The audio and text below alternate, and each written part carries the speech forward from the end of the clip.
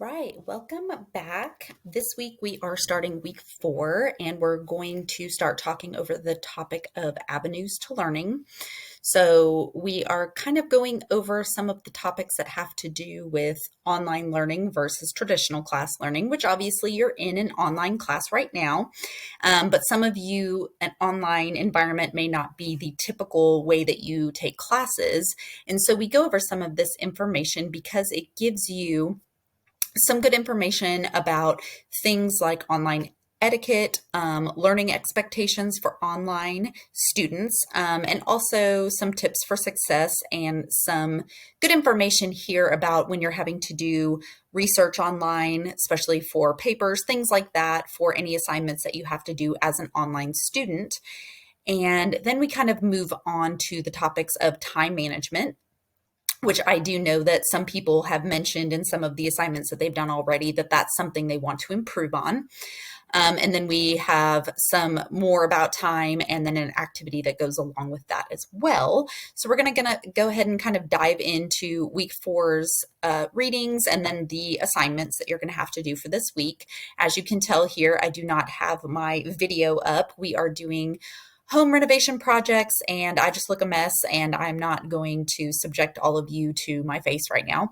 So I'm basically just doing this lecture video with just voice only, and I'm going to try to go over all of these things as quickly as possible so we're not having to drag this out too much. So you're going to have some reading to do, picking the right approaches, e-learning versus C-learning. And when you click on this link, there are going to be some videos in here to watch that goes along with the reading. So please make sure that you're watching those because a lot of them have some really valuable information. The why and why not to online learning, and then online learning expectations. So you're just basically clicking on all of these and reading through all of the information to help you with the assignments. And then you have the topic of online etiquette. And that is something that I have been going over with my students even from the beginning before we started with this new resource when I have online classes, because it's very valuable to learn how to basically communicate with people online, whether it is in your classroom, if you're sending an email, if you are doing discussion posts, if you are even for work, if you have to send emails and communicate with people regularly at work like that. It's very important to understand online etiquette because it could help you along the way. A long time ago, I was a manager at Oklahoma Heart Hospital, and I often had to go over this with my staff because there were a lot of times that they would send out emails and either they didn't proofread their emails, and so the way that they wrote it, it came off wrong to people that were reading their emails. And also, when you work in a hospital, doctors, nurses, they're getting the emails as well when someone's sending something out in general to like one of their teams, for example.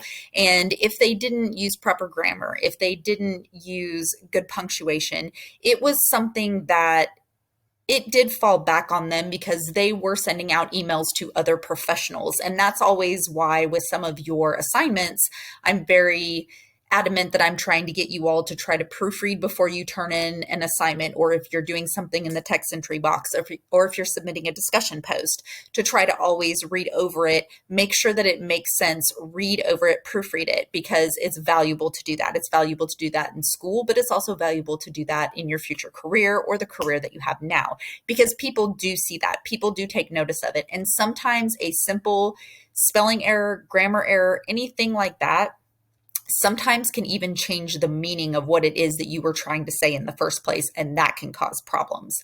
So that's why I'm always just trying to remind people to try to read over what you write before you send it out, before you put it in a discussion post, before you email it. So online etiquette is very important, especially in this day and age, because so much more of the communication that we do nowadays is over text message, is over email, things like that. And the first assignment that you're going to have for this week is called My Grade is Wrong. And so when you click on this assignment here, we'll click on it real quickly. It's giving you a scenario. So you need to read through the scenario, and then it's telling you what your task is after you have read the scenario. And basically it's telling you here that your scenario is, let's pretend that you turned in a project into your online class, and then you get your grade back for this project, and you reviewed over the comments, you reviewed over everything, but you're really shocked at your grade. It was lower than what you thought it was going to be, and you want to send an email to your professor to inquire about it. And so basically that is your scenario, and your task is basically to use good online etiquette in order to send an email to your professor to basically say what it is that you want to say, get your point across, but you want to do it in a professional way. You want to do it where what you are sending out is going to be received by the recipient in a positive light, because you can very easily send something out where your intentions are good, but the way that you word it, or maybe, something like that, like I said, even a simple grammar error or a simple spelling error, anything like that could potentially change the tone of what it is that you're trying to say in the first place. So you're practicing writing an email to a professor. It doesn't have to specifically be to me or to any specific professor that you have, but you could potentially even think of a scenario in a class that maybe you did have this situation happen where you maybe got a grade that you thought was going to be a lot higher and it wasn't. And so you can even use a scenario of something that has actually happened to you before. And so you're going to try to write this email, and you want to try to write at least a full paragraph, because you're trying to be thorough about clarifying the situation and supporting your position about why you think that your work deserves a higher grade. You're trying to keep your tone professional and respectful, and you want to try to write a full paragraph, at least 5 complete sentences. Read over it before you submit this and make sure that you've capitalized everything that should be capitalized. You've read through it and it makes sense. It's complete sentences that make complete sense before you actually submit this, because it would just be like if somebody were emailing me and they didn't capitalize their sentences, or they used grammar that wasn't very good or anything like that. That is something that people see, and that is something that they consider. So for your assignment, type your email into the text entry box that opens with this folder, or you can type it in a Microsoft Word document and upload that as an attachment if you prefer.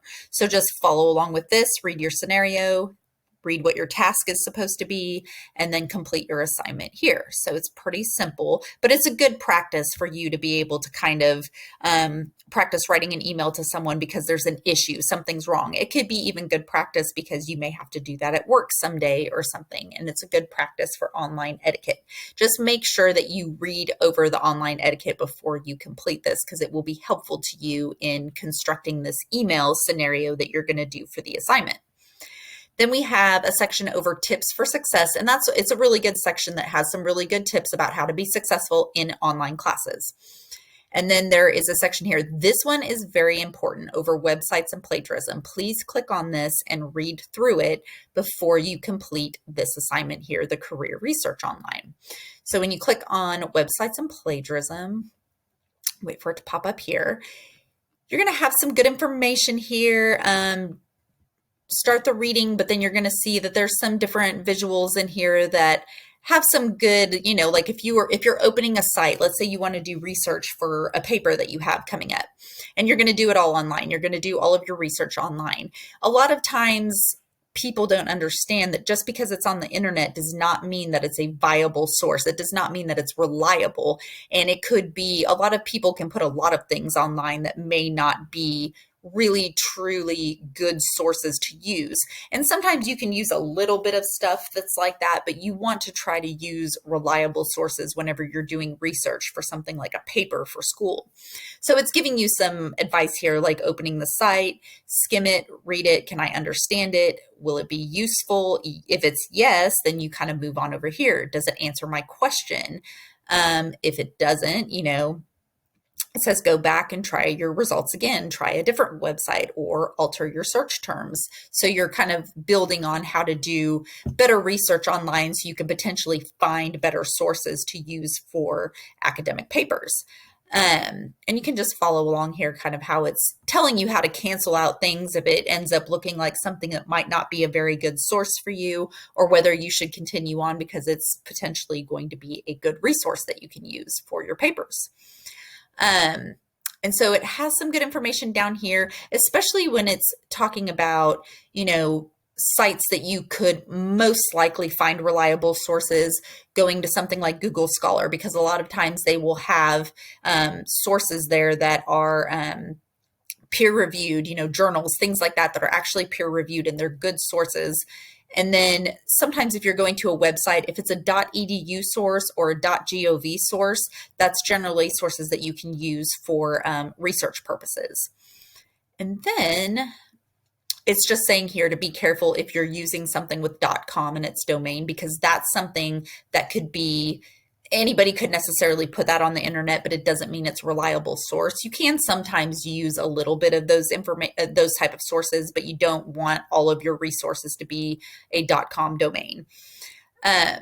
And then I put in some little parts here because there is a professor that I actually know personally that works at OU, and she kind of gave this little ditty here that has some good information because she specifically teaches journalism at Gaylord College at the University of Oklahoma. And so she has a specific class where she actually is teaching the students that are going into journalism how to do proper research, how to make sure that they are, basically when they are doing their writing for journalism, that they are using good resources and that they are, making sure that they are taking the proper steps to basically cover themselves. So that way, when they're writing something of their own, it's going to reflect well on them.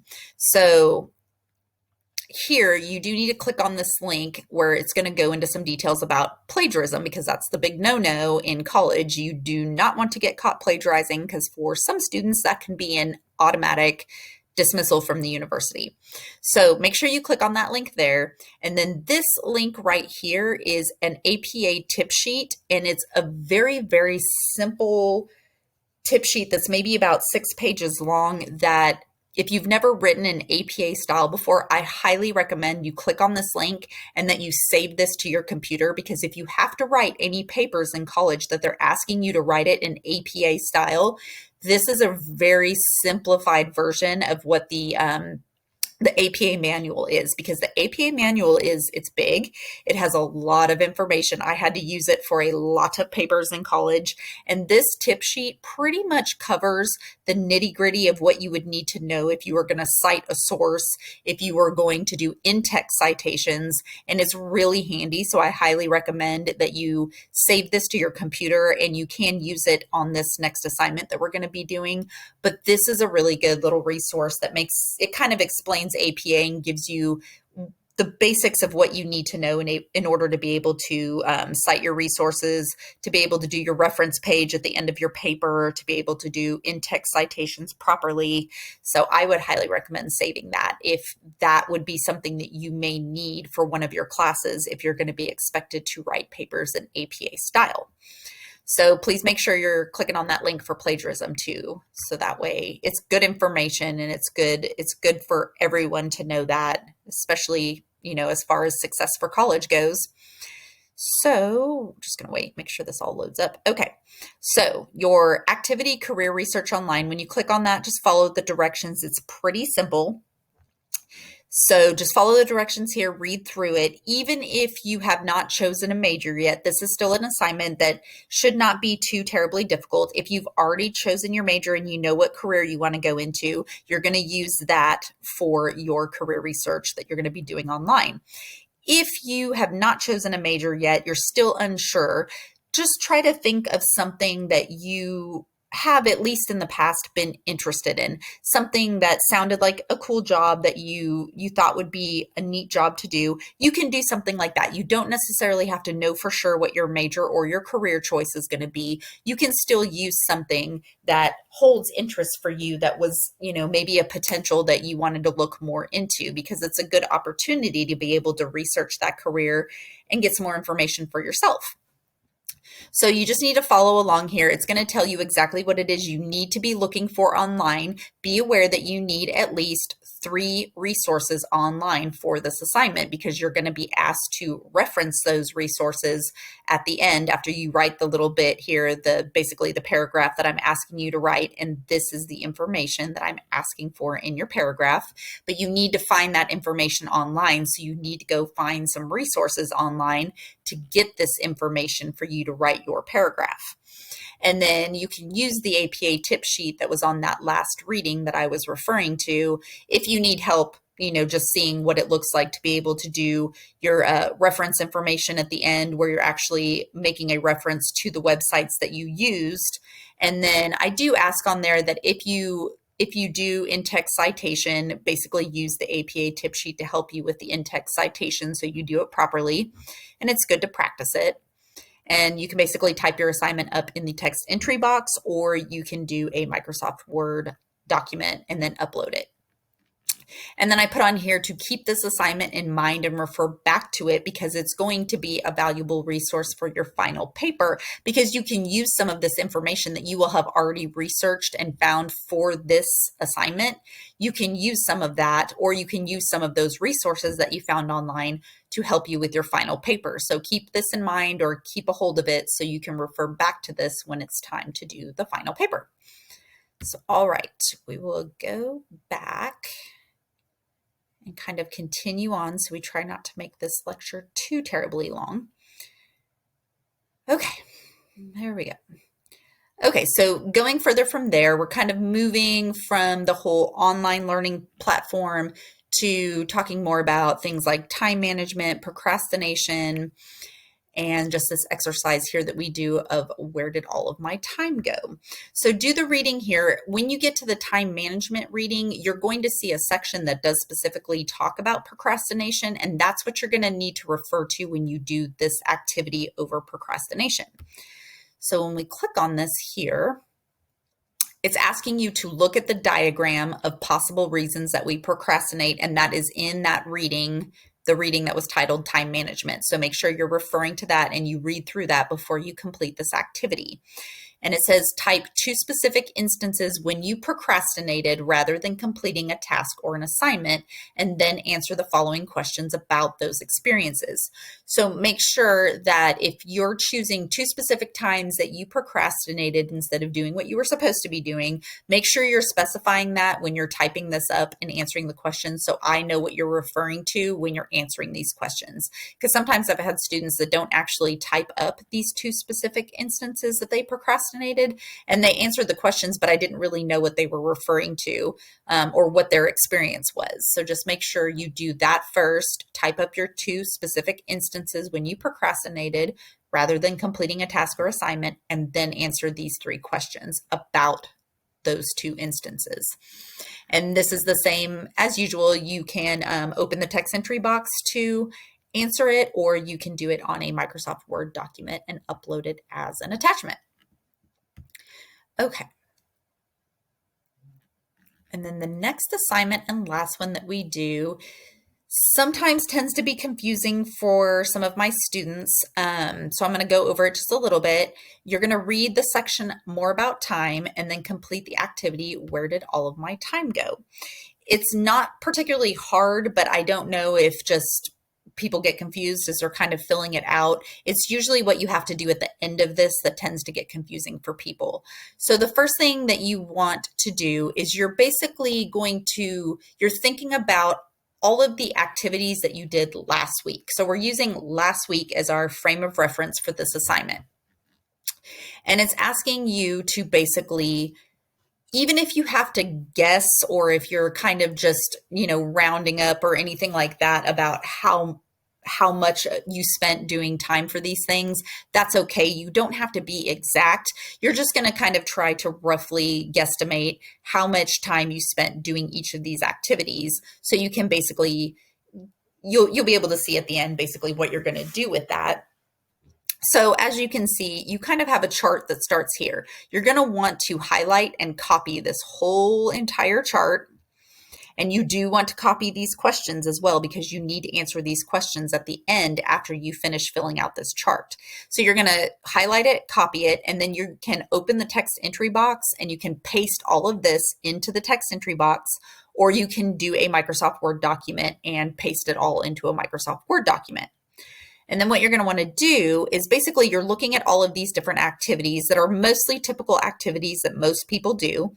So sleeping, for example, if you know in general that you sleep roughly 7 hours a night, you can go ahead and say, okay, how many total hours per week did I sleep? So if you sleep usually 7 hours a night, you do that 7 times a week, you're going to have 49 hours here, or whatever, how many hours it is that you generally sleep in a night.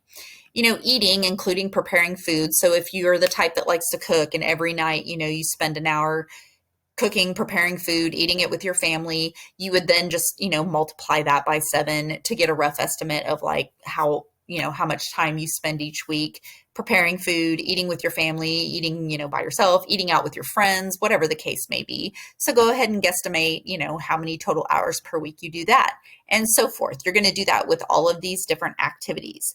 If for some reason it's something where you only spend 30 minutes doing it, you're not going to write 30 minutes here. You're going to use 0.5, like as in zero point 0.5 hours rather than saying 30 minutes, because it's going to help you with your calculation at the end. And don't be scared when I say calculation. It's not super duper hard math, so don't worry. But go ahead and kind of fill it all out. If one of these is something that you do not do at all, you're just going to put a 0 here in your chart. So go through it all, kind of try, it's hard for people when they consider how much time they spend online doing Facebook, Twitter, social media, whatever, but just try to guesstimate how many hours, you spend doing that per day, and then multiply that by 7 and just get a rough estimate of how many hours per week you spend doing something like that, or texting, or sports, shopping, errands, chores, things like that.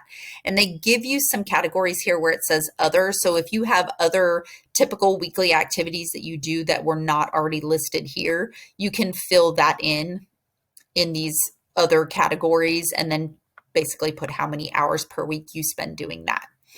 And then what you're going to do after you get this all filled out with how many total hours per week you spend doing all of these different activities, you're going to basically add it all up. You're going to add all of them up. So get a calculator out, add them all up, and then you're going to basically type the total number of hours per week you spend doing all of these various activities. Okay, then what you're going to do, you're going to obviously, number 1 says add up the total hours for each category. So you're going to get your total here. Then what it's saying for number 2 is subtract the total hours that you got, whatever your total is, subtract that from 168. So it's going to basically be 168 minus whatever your total was here after you added everything up, and you'll get an answer. If you get a negative answer, so let's say your total amount of hours that you spent doing all of these activities throughout the week is more than 168, when you take 168 and subtract whatever that total is, if it's bigger than 168, you're going to get a negative number, and that's okay. Don't panic if you get a negative number.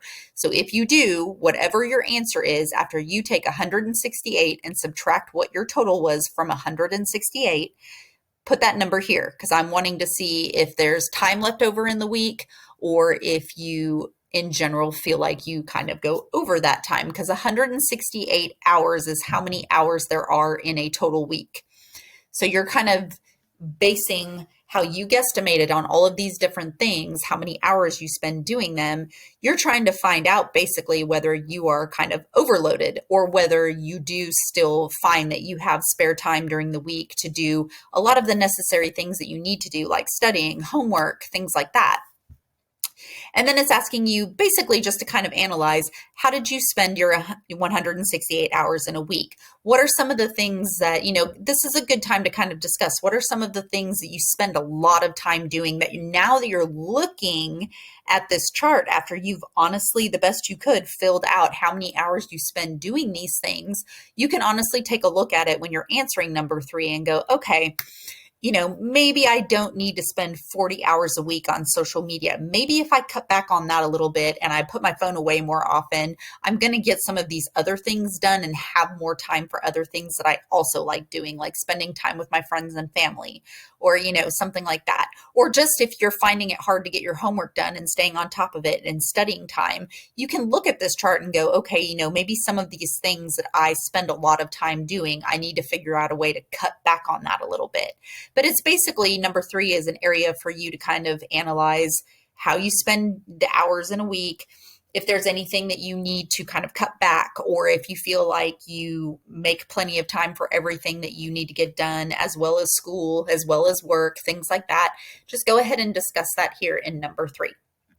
And so, yep, that's basically all you need to do. But if it's confusing or something doesn't make sense, just send me an email and we can kind of discuss it. It's pretty self-explanatory, but I think people sometimes put total hours per day when they're answering, instead of what it's asking for is the total amount of hours per week that you spend doing these activities. So that way you can add it all up and kind of see what your total comes out to. So remember, just do this for last week, because last week is over with. You've kind of done all of these things, and you can try to guesstimate to your best of your ability how many hours you spent doing all of these different things, and then total it all up and then figure it out from here when you're answering these 3 questions. So please do not forget to answer these 3 questions when you are submitting it.